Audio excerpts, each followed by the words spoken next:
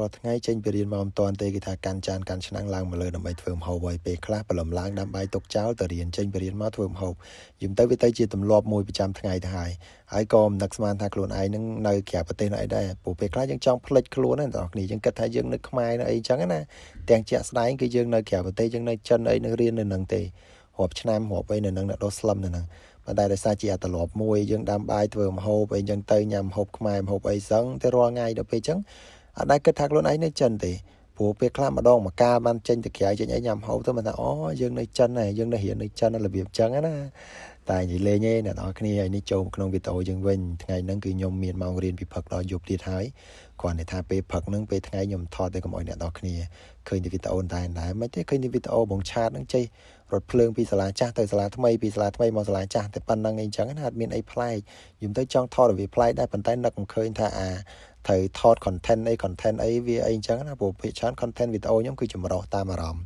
នឹកឃើញអីថតនឹងចឹងទៅហើយដូចនេះម៉ោងរៀនថ្ងៃអង្គារថ្ងៃហ្នឹងគឺថាម៉ោងពេលយប់ហើយប៉ះគ្រូដែលខ្ញុំបរៀនខ្ញុំថតវីដេអូផុសអ្នកនរគ្នាមើលវីដេអូមុនហ្នឹងចឹងហើយបើគ្រូរបស់ខ្ញុំវិញអ្នកនរគ្នាចេញទៅលេងតាន់ទូរស័ព្ទគេថាកាន់តែខ្ញុំឆាតនៅនឹងបញ្ចេញមួយសិស្សចឹងណានិយាយលេងឯអ្នកនរគ្នាហើយនេះខ្ញុំបន្ទាប់ពីចេញបរៀនមកហ្នឹងគឺថាមកយកអីវ៉ាន់ពីអ្នកប្អូនជីម៉ូតូមកយុទ្ធសាស្ត្រថ្ងៃស្អែកហ្នឹងគឺខ្ញុំត្រូវរៀនម៉ោងប៉ោខាន់យេទូដល់ពេលចឹងទៅគឺខ្ញុំត្រូវកំងសភៅហើយសភៅហ្នឹងមិនមែនកំងមួយថ្ងៃបានទេគឺយើងត្រូវកំងមុន2 3ថ្ងៃតម្រាំតែម្ដងអញ្ចឹងណាហើយនេះបន្ទាប់ពីមកដល់បន្ទប់ភ្លាមហ្នឹងគឺថាទុកអីវ៉ាន់ទុកអីហើយឡើងមកលើស្ងោពងមន់ដបងគិតថាស្រស់បន្លែស្រស់អីញ៉ាំទេទ្រូងមន់ទ្រូងអីដែលសារខ្ញុំហាត់ប្រាណចឹងទៅពីច្រើនម្ហូបដែលខ្ញុំញ៉ាំវារៀងខុសគេបន្តិចអ្នកនរគ្នា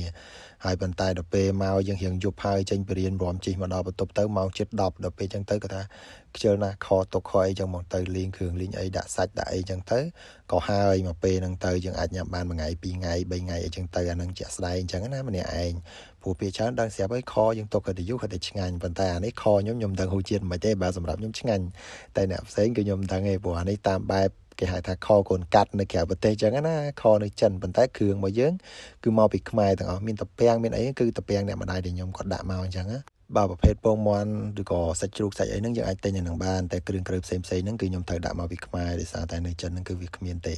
ហើយចឹងទៅគេហៅថាខកូនកាត់ហើយបន្ទាប់ពីសឡយើងពុះខុកចិត្តឆ្អិនហើយយើងគ្របទុកទៅខ្ញុំមកថតឲ្យអ្នកនរគ្នាមើលនេះដបនិស្សិតដែលគាត់ស្នាក់នៅចឹងតែនេះសម្រាប់និស្សិតចិនដែលគាត់នៅអ្នកទាំងអស់គ្នា